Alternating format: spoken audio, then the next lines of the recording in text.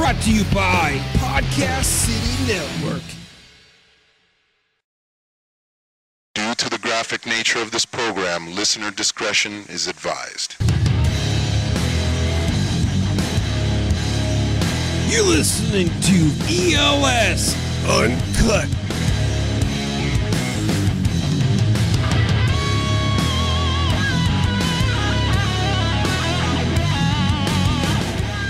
All right, ladies and gentlemen, welcome to another episode of ELS Uncut. I am Everett Lee. You can follow me on Facebook, facebook.com/the Everett Lee. Stop by there, click that like button. Also on Twitter, send me a tweet at the Everett _Lee on Twitter. And you can find this podcast and many other podcasts on podcastcity.net, the official website of Podcast City Network. What's going on this fine Monday? That's right. Sitting here recording this on a Monday, recording the intro to this podcast of ELS Uncut. Got a great show lined up for you today with special guests, Stefanie Davis. Stefanie Davis is an indie film producer and director from the media group that she is a part of with two other partners, Bouncy Boxer Media. Looking at my notes right here. A little bit discombobulated there. It's been a crazy day. Just been chilling out with my daughter. Still getting over the weekend. We threw a birthday party for her over the weekend, and it was really good. It was really good. She had a lot of fun. A lot of people showed up. Me and my wife have been planning this for quite a while right now. And it got closer and closer towards the day over the weekend. And finally, it happened. We got everyone together. Got birthday cake. Got her some gifts. Everyone came by out at the park here in Florida here. Over just down the road from where we live. Outdoors, weather was great, excellent. Family showed up, friends showed up. They all came out, wished my daughter, Callie, a happy birthday, her first birthday, and just celebrated. Had a good time, cut open some cake, or cut the cake, however, which way you want to put it. Had some cupcakes. The theme was Frozen. My wife said to me, the theme for her birthday, it was between Minions and Frozen. And she decided to go with Frozen. I said, that's fine. She really does love the Minions, Despicable Me. But my wife decided to just go with the Frozen because she also loves that too. So we went with it. And everything turned out great. I was happy. She was happy. We both planned this. And there was little hiccups here and there with people who didn't really agree with how things were handled here and there. People basically, I'm not going to name who, were more worried about things out of their concern than what they needed to be. Me and my wife, we're the ones that need to worry about it, not you. You just show up, have cake, give a present, smile, sing happy birthday, and enjoy yourself. Don't worry over stuff that's stressing you out, that's no concern about you, that we got it. That's one thing that bothers me about things at times with people. When you say you got it, you got it. When I say I got it, I got it. If I don't got it, I'll let you know if I don't got it. Then you can pick it up and help me. Okay? But some people just don't get it when it comes to I got it. They stress themselves out and worry about everything like the world's going to end. And it's a shame people think and act like that. They certainly do. And talking about people, just like our guest for ELS Uncut today, Stefanie Davis, she does a lot of traveling around, which you'll find out here during the interview when I talk with Stefanie. I did my fair share of traveling growing up. I've been in a lot of places, a lot of cities. I grew up in Florida. I went to Ohio. I finished high school up in Ohio. Made friends up there. Moved to Tennessee. Spent time in Tennessee. had a good time, spent a long time in Tennessee, then I finally made it back home to Florida, to sunny Daytona Beach. But I just been all over. I met a lot of people. I've seen a lot of things in my life that have basically just made me who I am, and the experiences. If I didn't experience that, I wouldn't have went through all this that has made me and got to me this point in my life. And I am so thankful for the experiences, the travels, and going different places and seeing things and being around people. Because if it wasn't for that, I wouldn't be here, and it wouldn't have influenced me in little ways and big ways like it does today. Getting choked up here. Let's get a swig of my drink. All right. But our guest, my guest on ELS Uncut, this is the Raw Cut podcast. This is not like the Everett Lee show. Everett Lee show is more of a news, talk about entertainment stuff happening, talking about what TV shows, wrestling. ELS Uncut. I was asked, since you got ELS Uncut, what is ELS Uncut? What is it? What's with the podcast? Tell me, Everett, what is it?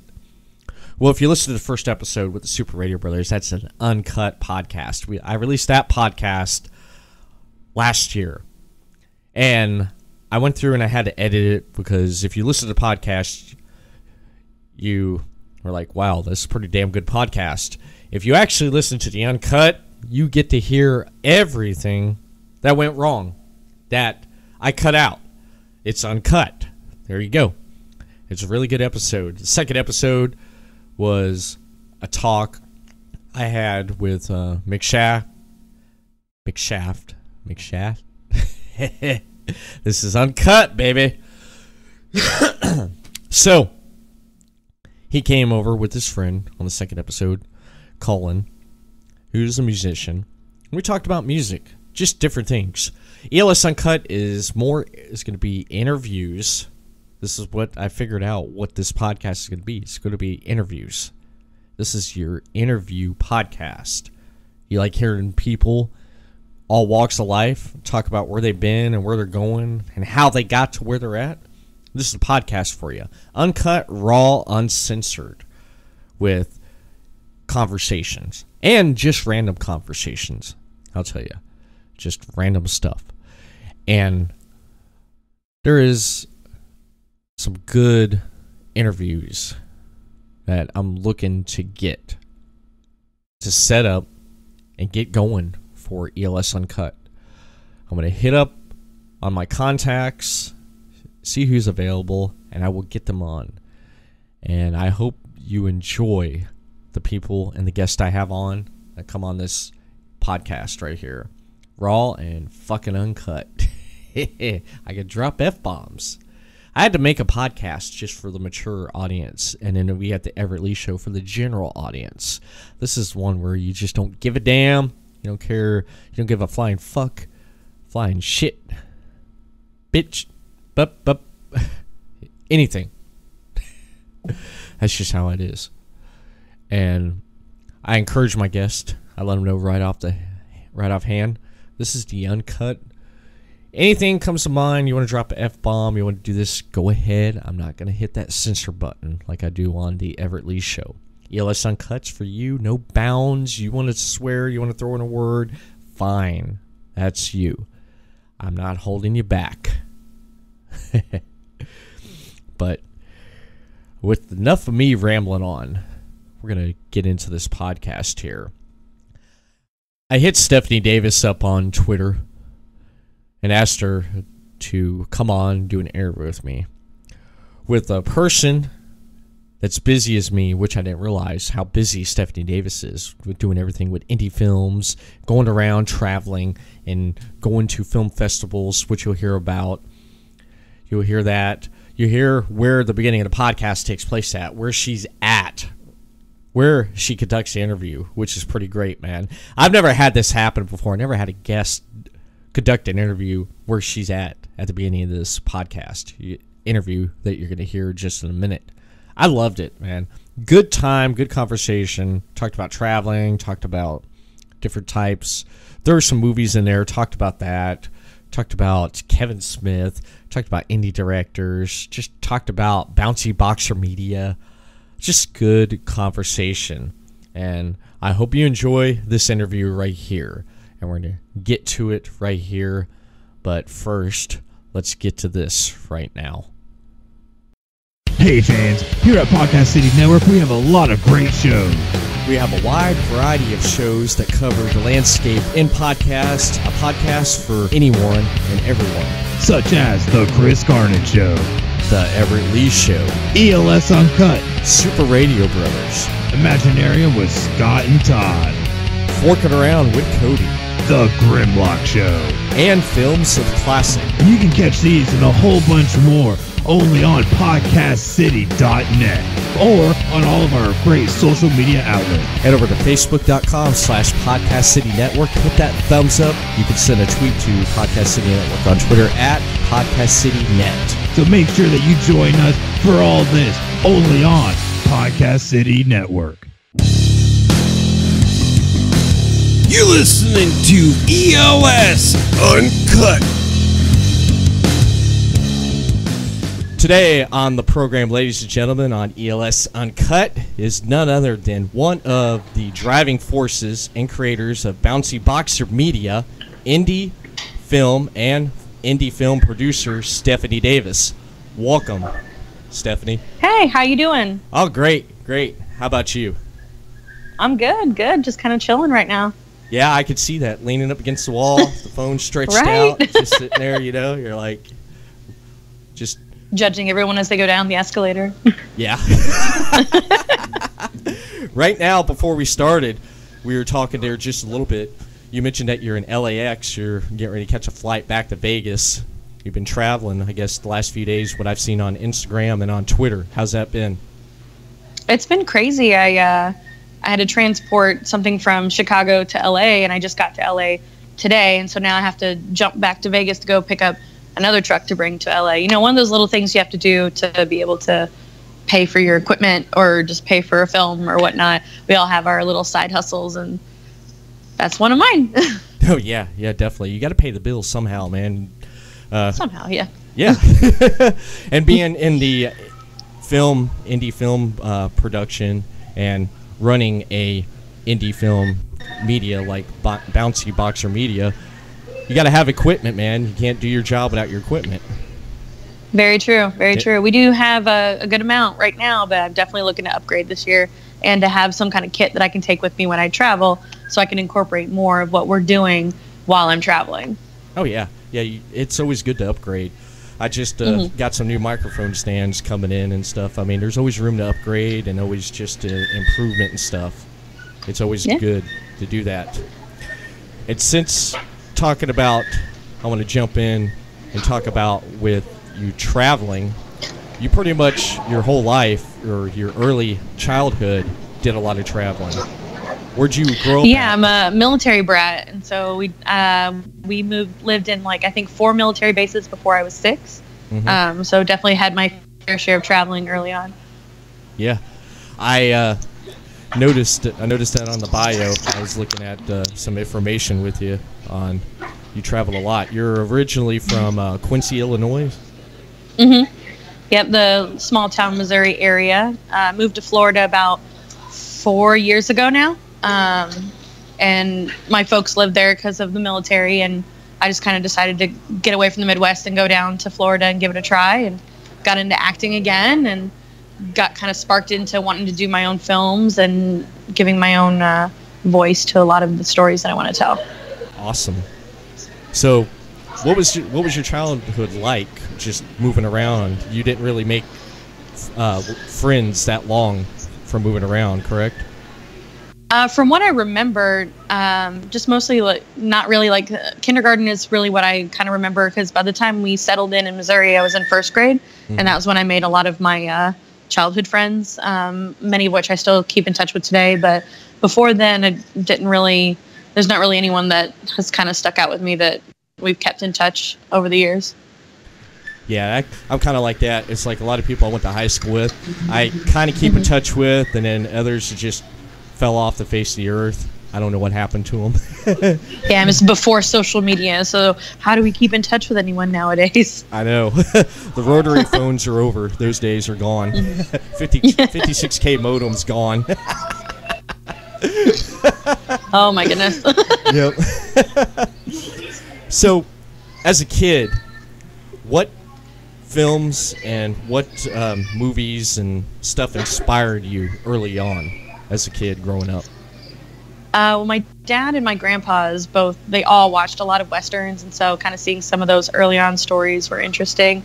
But we watched a lot of the Disney movies. I think I ruined 3 VHS tapes of The Little Mermaid and countless other Disney movies, as well as some more action type films. My dad and I kind of bonded a lot over the action and military and Western kind of movies. And then as I grew up a little bit more, I kind of enjoyed comedy the most. And that's the genre we started with when we were making our own films, is comedy. I could tell. I've watched a lot of the material that you have for Bouncy Boxer Media. I was laughing with a lot of the stuff. I can tell you're comedy influenced. What was some of your favorite comedians or comics you can remember? A lot of Judd Apatow, Will Ferrell kind of stuff. The girls and I all really like that kind of dynamic where they all, the friends who make films kind of thing. Seth Rogen and all those guys. Right now, I'm loving the things that Amy Schumer is bringing out. Tina Fey and Amy Poehler are always great. Tina Fey. The things that stay. Yeah, she's fantastic. Yeah, she is. I loved her on Saturday Night Live. I loved her. Will Ferrell on Saturday Night Live. The late 90s cast Saturday Night Live was just fantastic, man. Yeah. I about shit absolutely. myself half the time with some of the stuff they came up with. I know that Natalie Portman episode that came up a couple weeks ago, that one really got me rolling. Like, she did a great job. Oh, really? I haven't seen that one. I'm gonna have to check that so out funny. on YouTube. Really, she's funny. That's surprising how funny she can be. I didn't think that. You know? And I remember watching Natalie Portman's early movies. Like, my favorite movie with her early movies was The Professional. Yeah, I really liked Where the Heart Is. That one's one of my favorite Natalie Portman movies to start out with, where she was pregnant and was in the Walmart and had the baby in Walmart, and it was such a big thing. And Ashley Judd was in it too. Like, I love that film. Oh yeah, that was great. That's another good actress right there, Ashley Judd. Oh yeah. Yeah, I loved the movie she did, Double Jeopardy, with I believe that one's really good. Yeah, that was really good. It just showed her range of acting in that movie. She just pulled out, man. It was just fucking nuts. It was definitely. It was. So, going to college, where did you attend college at? Getting into film. I started in my hometown. I thought I wanted to go into nursing at first. Went through everything, and it just wasn't part of my goals. And so I just got a finance degree in business and went into banking. As I was kind of going through banking, I really enjoyed my job. I love playing with numbers. I love the credit aspect of it. Learned how to do commercial lending, small business loans, credit cards, and things like that. And then I moved to Kansas City, where I did that a little bit more in an upscale part. But then my migraines got so bad that the weather in Missouri just wasn't something I could do. And so just packed up everything and went to Florida and said, you know what, I just kind of want to do what I want to do, like I've always wanted to do. Always wanted to be part of film or music or something in the arts, but it was always viewed as one of those like taboo things because you can't make money in film, or you can't make money being a musician and things like that. And so when I moved to Florida, I said, screw it, I'm just going to do it. Yeah, I was going to ask you, that was my next question. It's like, of all places, why Tampa? Why Florida? That's where my folks were, and so I moved back in with them to get things settled down because I had a lot of medical things going on. And as soon as I moved down there, I saw this actors group that I kind of joined. I'm like, oh, well, I did acting in high school, and it's really fun, so that might be something really fun to do. And as I was taking classes and like really getting to know people, and that's where I met Chelsea and Lexi, my two business partners. it just became more of a, this is what I have to do, instead of just like, man, I really enjoy this. It's like, no, I have to do this. Like, this is what I'm meant for. Right. What acting school did you go to? It's down here in Tampa. Andy Matheny Acting School. She's in St. Petersburg, and she's such a great teacher. Her and both Eugenie Bondurant, like those two are just fantastic in the area. They really molded a lot of great talent here. That's awesome. I can tell with watching Migraine Hell. I can tell. Oh no!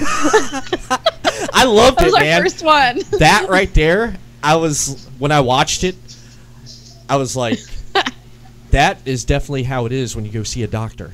It's like, are you kidding me? That was our first one, and it was mostly for my benefit. Like, I wanted to just kind of personify what I was going through with migraines in some weird, dark comedy, twisted kind of way. Instead of being some like sappy drama, it's like, my people being like, what the hell is this? And then they may actually look at it, you know? Yeah. I can tell when I watch indie movies and watch indie actors or actresses, a lot of them, you can tell they had that training and stuff. Their acting don't come off as cheesy. I mean, yeah, it don't.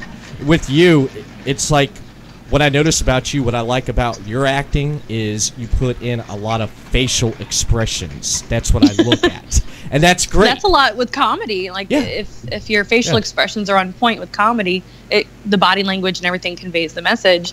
And especially with that being such a zany, weird, dark comedy kind of thing, like, I just had to pull that out, I guess. Yeah, I could definitely tell, because especially with Migraine Hell, the part where you're sitting there and they gave you the paperwork and you're like, I just filled out paperwork, and the facial expressions and stuff, and I was like, that's how I would be exactly. I was like, damn. I was like, she nailed it, man. She freaking nailed it. I've used that expression many times at the doctor's office. It's like muscle memory. Any of our doctors listening or watching, just ignore if they are, I'm sure they already get it. Well, with getting into acting, starting a film production like Bouncy Boxer Media, how did that all come about? How did that all just come about? Because I was reading before, it started out as a book publishing, and then it turned into a film. It started out originally when I lived in Kansas City as a way for me to self-publish things on Amazon Kindle, like just something silly that I could just write and self-publish. And I thought, okay, well, I'll do writing. Like, even before I moved to Florida, I'm like, okay, well, I'll just do writing because that would be great. And so I made Bouncy Boxer Media for that purpose. And then one night after an award show, Chelsea, Lexi, and I went to a Waffle House in our cocktail dresses at 3 a.m, and we were just like, why are we not doing our own stuff? We were getting kind of tired of some of the roles that people were putting out. Like, it's a predominantly horror genre type thing in Tampa, and a lot of that includes nudity, and we don't want to do that. Right. And so there were so many things that's like, well, we really want to do comedy, but nobody did comedy. Right. So it's like, well, why aren't we just doing it? And I just kind of decided to just go for it. I had already had Migraine Hell written for a class. I was like, well, let's just shoot this. So I teamed up with people who knew way more than I did, and that helped so much. Like Chris Lato behind the camera, Jason Henning on the sound, Joe Wall is my director, Cindy Cratful is script supervisor. Like, all these people have already been established in our area, and we just kind of jumped in as actors and be like, okay, well, we just kind of want to make this and see what happens. And after we did it, it was a lot of fun, and we had a good person edit it, Jared Miller. And then right after that, we're like, well, let's do another. Like, okay. So I had written Speed Dating about some of my horrible dates and a speed dating experience, and the girls really liked it. I'm like, this is a lot of cast members. Can we even do it? And it's like, yeah, sure, why not? We'll figure it out. Like, from the beginning, it's been mostly, well, we want to do this. Let's just figure it out and just do it. Awesome. I did watch Speed Dating. I laughed my ass off on that, because I think the 3rd year anniversary of it being filmed is tomorrow. I'm pretty sure. Well, happy anniversary. It's crazy. That right there, I related to that too. It's just the two, Migraine Hell and Speed Dating, because you see those cheesy dating places, and you go in there, you're like, oh God, am I going to find Mrs. Right, Mr. Right, and you're just sitting there and just meeting all these people. My favorite character was the video game person, the 40-year-old living with his parents. John. Yeah, he really enjoyed that one. As soon as he auditioned for it, he goes, I just really want this one. I'm like, why? And he goes, because I'm pretty sure I'm this guy. I'm like, okay. Like everybody had so much fun with it. It was a crazy, like we did it in 2 days. It was a crazy couple of days. The hotel was great. Like they let us use that room and then the adjoining room to do makeup and just hold people. I cooked all of our crafty. Like it was just kind of a homey kind of thing, and it was really fun. Everybody really enjoyed it. Cindy was our director for this one, and she killed it. Like she had such a vision for it, and we all had such a great time. That is awesome. And was both those films, Migraine Hill and Speed Dating, was that filmed in Tampa? Yeah. Okay. Yeah, both of those were in Tampa. Okay. And the hotel that Speed Dating was filmed at? That was the Marriott in West Shore in Tampa. Oh, okay. I've been to Tampa a couple times out there before. I took my wife out. Me and my wife went out back in 2014. We went out to see a WWE pay-per-view they had out there, Battleground. It was in July of 2014. We spent 2 days out there. That was pretty cool. And one thing I like about Tampa, I remember, is we were over by the bridge where they shot the car chase scene from the Thomas Jane Punisher movie. Yep. Yeah, I don't know if you seen that movie right there with Thomas Jane, John Travolta, the Punisher that came out a few years ago. That we were by that bridge right there, which was pretty awesome because out the window, the hotel window, we were staying at the I believe it was the Marriott, and I looked out the window and I was like, dude, that's the bridge from the Punisher. I was like, hell yeah! So I snapped a picture. There's quite a few places in Tampa that a lot of things have been filmed in, like the Don Cesar in St. Pete. They filmed part of The Infiltrator with Bryan Cranston in there, and then of course the Clearwater Aquarium where they shot Dolphin's Tale, a couple of the Dolphin's Tale movies. That's cool. That is cool. So there is a lot of good locations to actually shoot stuff in Tampa. It has a good there's scenery. and we have just such great weather too that it's kind of a crime not to shoot there. Like there's so many great places that you can shoot. Exactly. Now, last year, were you in Tampa when Irma came sweeping through? I was inside my house with a tub of margaritas in my hand and just riding it out with my dog on my lap. What was going through your mind with this hurricane coming up through the West Coast, man? I hope I could get to sleep tonight. I mean, it's just kind of like the house that I lived in. I live with my folks still. I mean, the house we live in is very sturdy and it wasn't in a flood zone or anything, so we weren't too worried about it.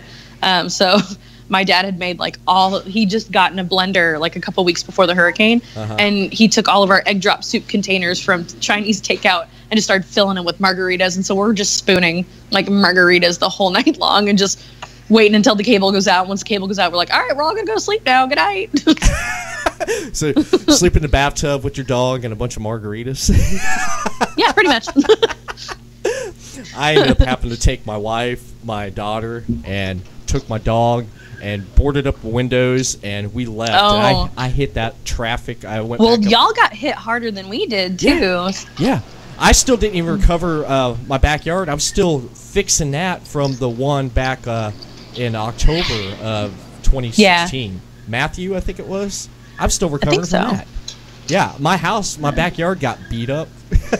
But the house, I mean, still... Yeah, thankfully it wasn't as hard as we thought it was going to be. I was getting nervous there for a little bit, but then after a while, I keep watching the news and everything, and it got to a point where I'm like, all right, we're fine. You ever sit there and you ever... the thought ever comes across your mind, you're like, I moved down here, hurricanes come... Why did I move down here? It's better than tornadoes. Like in the Midwest, we had so many tornadoes, and those, like, it could just drop on your house on an instant. And no one would know. At least with hurricanes, you get a little bit of notice, and that you can leave. Like tornadoes, there's nothing. Like that sucks. Yeah, we've had our fair share growing up. Oh, you went through. Oh wow. Yeah, tornadoes. My grandma's area, they had gotten hit with quite a few tornadoes, and one had hit their barn. out back several years ago. But it's just like, I think tornadoes are scarier than hurricanes for sure. Yeah, they're more unpredictable. They're more of a loose cannon. Hurricanes just goes through, it just destroys everything. Tornadoes, it's like over watching here. the movie Twister and stuff, just watching how the tornadoes and stuff move from that, like you could tell that it's very scientifically accurate with how they explain things. And then I saw the other day that there's a movie about a hurricane called The Hurricane Heist, I think is what's coming out, where they're like robbing something during a hurricane, and it looks like basically Sharknado but with a bank robbery or something. I don't know. Like the CG looks like it's Sharknado, but it's for a hurricane instead of a tornado of sharks. Well, that's the best time to get a new big screen TV, man. You know, during a hurricane. That's true. It is. I mean, why not make a movie about it? But you know, a lot of people get caught, and a lot of people don't, and it's just crazy. It is with the hurricanes down here. That's the only one drawback. At least I think that's what we were worried about the most was the looters afterwards, because a lot of people had left. So that's the suckiest part, is that like the hurricane isn't even the worst part. It's what happens after when people like start ransacking houses and things like that.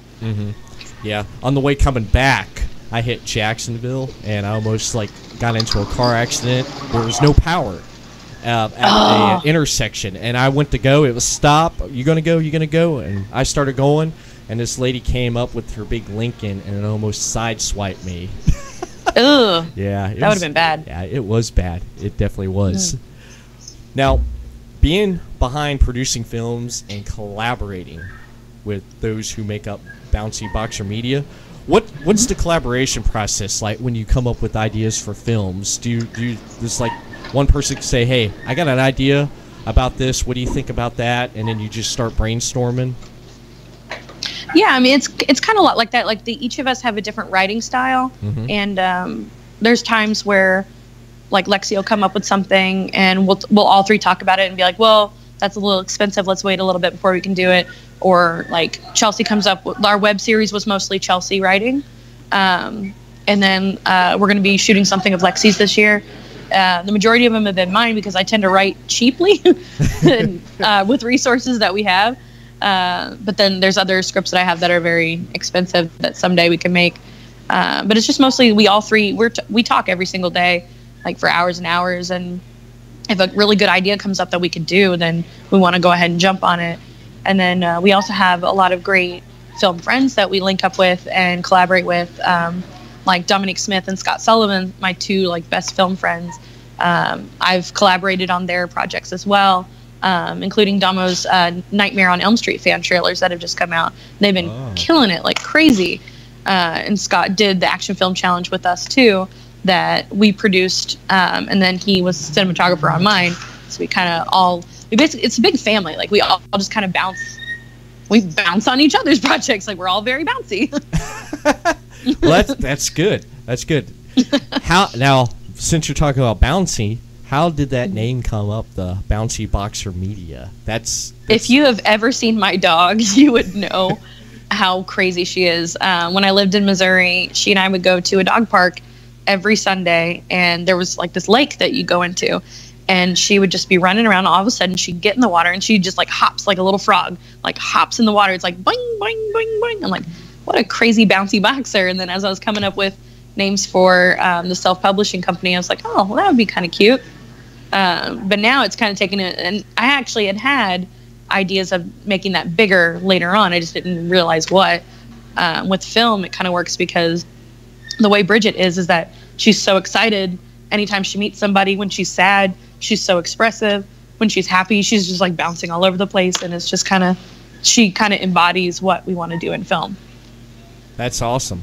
I have a little mixed breed dog. It's long hair Chihuahua and Pomeranian. He's about 12 pounds. Yeah. His name's Romeo. I call him Roman. He's about 4 years old.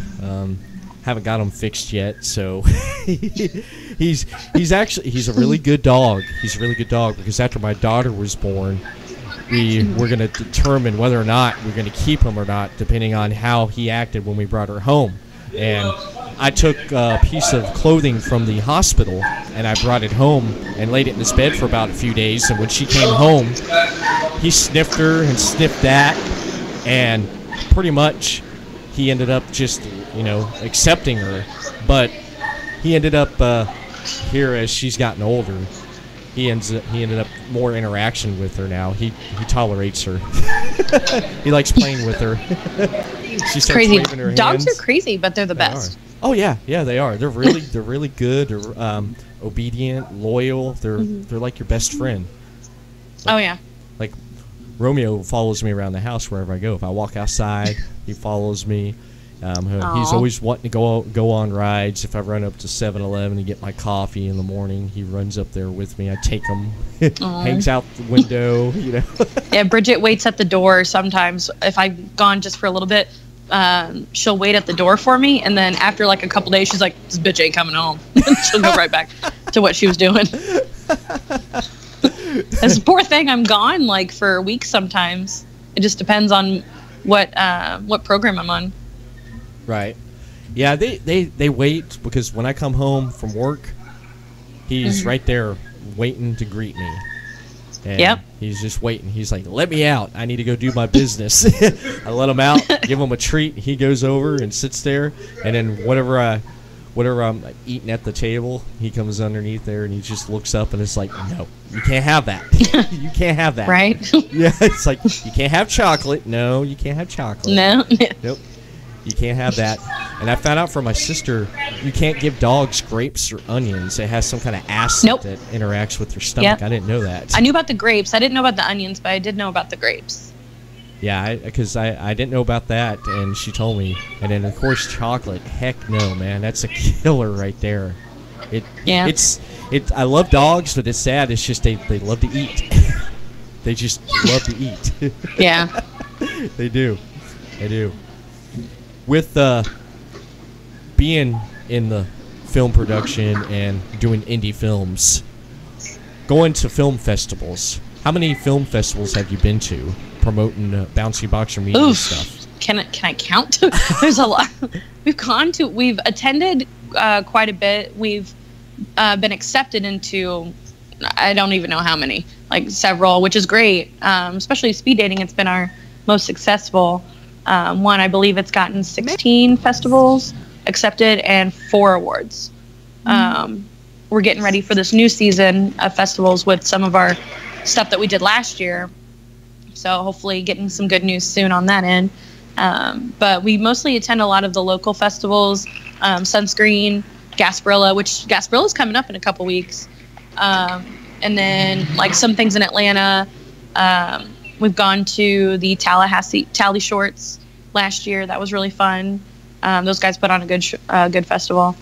I'm hoping to start going to some of the more bigger ones just to even attend, like South by and things like that. I wish I was here longer because the Spirit Awards are actually this next week, and I'm a Film Independent member, and man, I wanted to attend it and just watch it or just talk to people. That's awesome. That is one indie film director and producer that I think is just great, because I remember watching Clerks is Kevin Smith, man. Oh, I love Kevin. I do too, man. I got to work with him. It was so great. I seen that, man. I saw that because when I was doing research on you, I was Google searching and I came across a picture of you and Kevin Smith, and my jaw dropped and I said, "No fucking way." He's the coolest guy, man. Like, he's just so cool.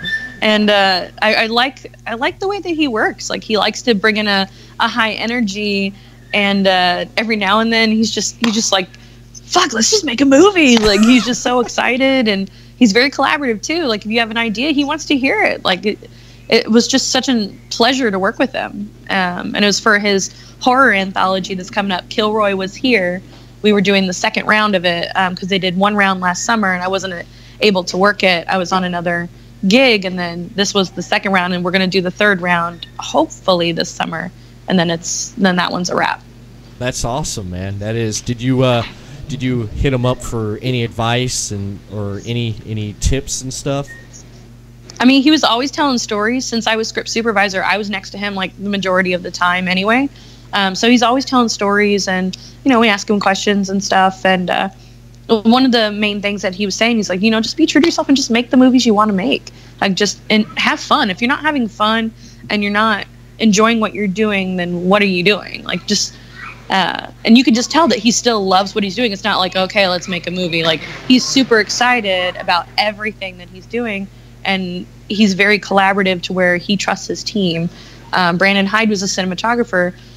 Several times Kevin's like, well, I had this one little vision, and then Brandon just took it way up to this other level, and he just loves it. He loves working with everybody.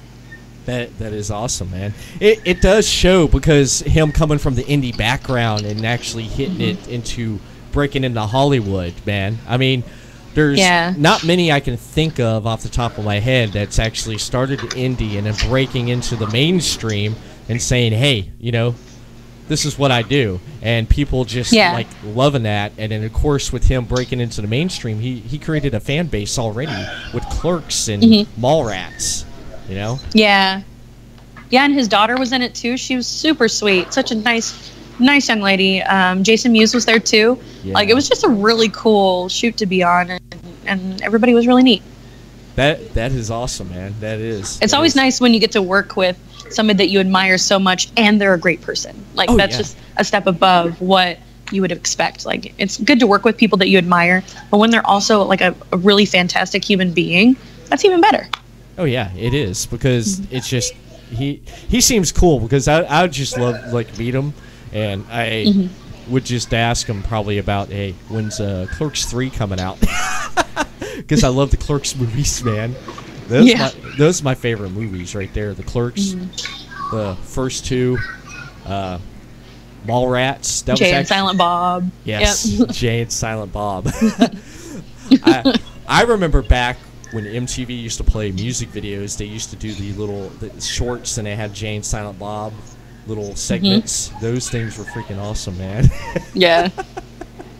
They were just so great. They were. And that's so cool that you got to work with him and you got to hang out with him and be a That definitely set the bar for 2018, because that was like the day after New Year's. I'm like, all right, so 2018 is going to start out like this. Cool. Hey, that's great. And one thing I like is that he's been doing here lately. I watch a lot of the CW superhero shows because I'm in the comics, and I liked how he's directed a couple episodes of The Flash. Yeah, which was pretty awesome, because you could tell it has that. Yeah, he was talking about The Flash and Supergirl quite a bit on set too. Yeah, and it's so cool, because when I watch those episodes that he did, you could tell it has that Kevin Smith stamp on it, man. You know, because you can tell and stuff. Now, have you ever had any kind of bad days, bad experiences with working on coming up with movies, or being, like you said, the script supervisor? There's been some ups and downs. I mean, there's always going to be ups and downs. There's always going to be frustrating parts. Not every set's going to be like 100% amazing. Right. The thing that I take from it, though, like even if I'm having a rough day, is that I'm learning something. I'm learning something that either I want to do in the future to not do what had happened, or I'm learning what not to do in the future. And sometimes you have to go through some of those things just to make sure that you're on the right track. And even like just testing you to make sure that you're still like wanting to do this, and that everything that you're setting yourself out for is really going to happen. So you take the good, you take the bad, and you continue to shape yourself. That is awesome. That's really good, positive way to look at it, man. It is. Trying to do all the positives, man. If you live in the negative for too long, it just really gets to you. I can tell that you and the people behind Bouncy Boxer Media, you have a good time, and you enjoy and you love what you do, and it shows. It shows. Yeah. That is awesome that it shows, and I can't wait to see what else Boxer Media puts out. What does the future hold for you and for Bouncy Boxer right Media? Right now we're just kind of taking a little bit of a slower time and evaluating things. We're doing more on the business side of it to start out the year, and hopefully by this spring or summer we'll get a couple creative things going as we update some of our equipment. We've been collaborating with other filmmakers right now, and we did a lot of those challenges last year, the 30-day challenges, to kind of hone some skills. And I'm actually hoping to do our first feature this year. So really trying to raise the money for that and push it and see if we can get it going. That is awesome. I did see the 30-day challenge. I did Yeah. watch the one with the pizza and the pizza delivery man. That one was really good. Yeah, the Revenge of the Pizza Guy. That was That really was good. That creative. was Darren Murphy and Chris Jackson. They did such a great job with that. I don't know how many pizza boxes they said that they got, but man, they won a bunch of awards for that, and rightfully so. That is awesome. That does. That definitely does. Is there anybody that you would love to work with? Oh, so many. So many. I would love to work with someone like Jessica Chastain and Reese Witherspoon, because they both know the acting side of it, and now they're producing a lot of really great content, especially for women. I would love to just be in a room with them for 5 minutes and just listen to what they have to say, or even just ask a question. And then Ava DuVernay is obviously just an amazing filmmaker. Greta Gerwig, Catherine Bigelow, Sophia, like so many of these really great women director and producer combos who even write their own stuff. And it's just like, man, I would love to just be in a room with you, work with you, or even just be your scriptie and just talk to you for a little bit, and just kind of get an idea of how they come up with their vision, and if they have any advice for me going forward. Right. Now, with a film like Wonder Woman that came out last year, which was directed by a woman, what tone and setting and how does that make you feel that a movie like that did so successful at the box office and directed by a woman? And how do you feel about how women directing movies like that and just getting behind the camera and just making some awesome content? How do you feel about that? I mean, I saw Wonder Woman last year, and it was definitely a game changer, just by the way that Patty took the DC universe and just really put it in a different tone than a Zack Snyder kind of film. She really brought in the strength of women in both visual and in character. I can definitely see why it was so successful, and I really enjoy that film. I watch it so much. Then some of the other female filmmakers that we have around here, like everybody is just really being true to their own voice and making sure that the over-sexualization of women isn't getting out of hand, and trying to bring things back into like this could be a real life thing. And that's one thing that I like. You can kind of tell the difference between a drama that's directed by a woman and a drama that's directed by a man, mostly by how people are dressed, how people act, the tone that they go through. Like Lady Bird was such an amazing dramatic film, and you can definitely tell that the tone of it was made by a woman. And then you watch a film like Call Me by Your Name that has a completely different tone. It's still an amazing film. It's a completely different tone, though, in the way that things are moving forward.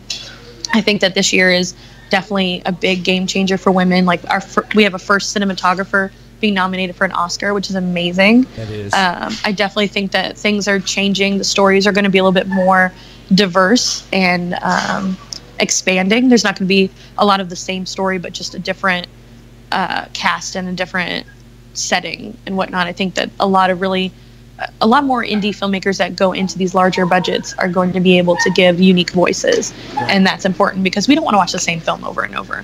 We want to see things that are completely different, see things that really touch our hearts, make us think.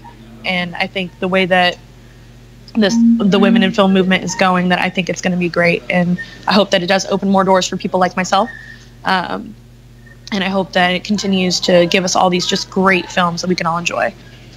Yeah, I definitely, I am sick of seeing the weak female, like especially like in the horror movies and the thriller movies, the damsel in distress. We've seen it. How many times have we seen that?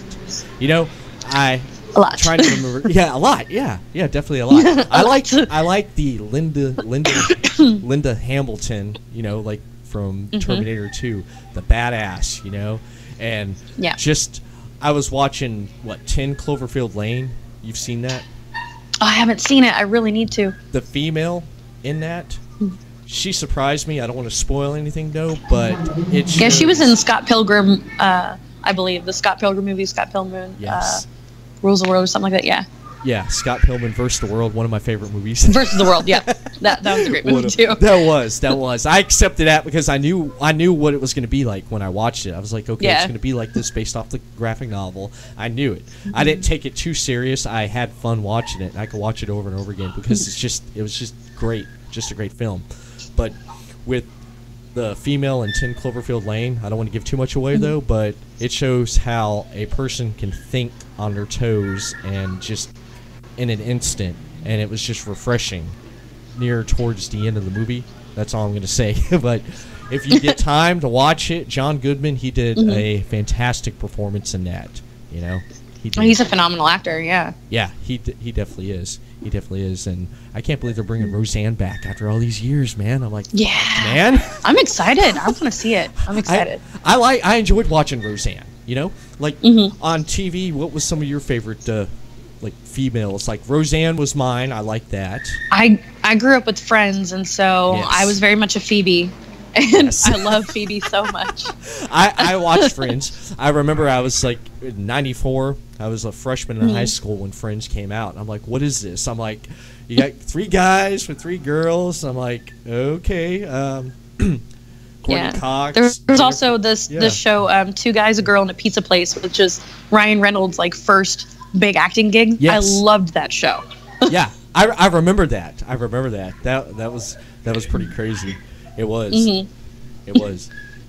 I'm glad to bring it back, Roseanne, and I know I wish they'd bring some Friends back in some type of way, and I don't know what else they're going to bring back. It's hard to tell. I know what Netflix is bringing back, Lost in Space. That's crazy. I don't know if you watch Netflix. Oh no, I think my connection's getting bad. You're good. There we go. Okay. Can you hear me? Yes, I have to like move the phone just right, and I can hear. I don't know if you caught that last part, but I said Lost in Space. Netflix is bringing back Lost in Space, and they are. Oh, that'd be exciting. Yeah. And talk about strong female leads. Jessica Jones on Netflix. I love that, man. I love Jessica Jones. I cannot wait for the second season. The first season blew me away. Yes. Like when they first said Kristen Ritter as Jessica Jones, I'm like, really? I was trying to remember. I mean, when you watch the first episode, you're like, and I'm going to be watching the rest of this. Great. I was trying to remember what she was in. She kicks ass. She does. She does. And just that whole Netflix series right there with what Marvel's done is just fantastic. Yeah. I can't wait for season 2 of Jessica Jones. I told my friend, I was like, you got to watch it. And he's like, I love Daredevil season 1. I said, watch Jessica Jones. He's like, I said, give it a try, man. Okay. He gets back to me, hey, I watched it. I was like, yeah, what'd you think? He's like, they showed a lot of ass shots of her. I was like, really? What'd you think of it? Season 2, every single episode is directed by a woman, so might have less of that. I was like, is that all you got from it? I was like, the story and everything. He's like, yeah, it was good. He's like, I just noticed how they did camera angles and stuff. He looks at that stuff, and I was like, okay. I was like, yeah, whatever. But. That'll happen. Yeah. Well, I'm not going to keep you any longer. I know you're waiting on your flight to go to Vegas. And then drive back to LA tomorrow. Drive back? Wow. Yeah. Yeah, that's crazy. It's a pretty drive, though, if anybody's ever driven it. Like, it's a beautiful drive. It is? Mm-hmm. I've seen some of the pictures. Highly recommended. What's that? I said highly recommended. Oh, highly recommended. Okay. I thought I lost you there again. I'm like trying to angle the phone just right so that way it's still good. Stand on one foot. Mm-hmm. Yeah, if I had an antenna, it'd be raised. Yeah, I noticed that you posted a lot of the pictures on your Instagram going out west, and I was laughing about the porta potty one. Oh, that was beautiful. I'm like, this has got to be the best place to take a shit. Like frozen lake, mountains in the back, these majestic porta potties right there. And like, I've made it. This is great. I had to share it, you know? Yeah, definitely. Well, I've taken some videos too, and I have a vlog, The Gypsy Filmmaker, just because I do so much traveling. It's like I should probably just play with like filming things that I do and editing, and it's good practice and stuff. It's mostly for my benefit. But I'm going to be posting a little bit about that road trip, and then the rest of my time in Chicago from last week. Awesome. It's always good to have something like that, man. It always is. Yeah, something fun. I've been trying to watch all of the material that you have with Bouncy Boxer Media. The tongue twister there. I've been trying to watch all. We have a playlist in there that you can watch all the short films. Yeah, so if you go to that playlist, it'll just play them all. Yeah, I have your website pulled up here. It's pretty neat. I just wanted to mention here before we end, I pulled you up on website here, Bouncy Boxer Media. .com. It's a good website. And thank you.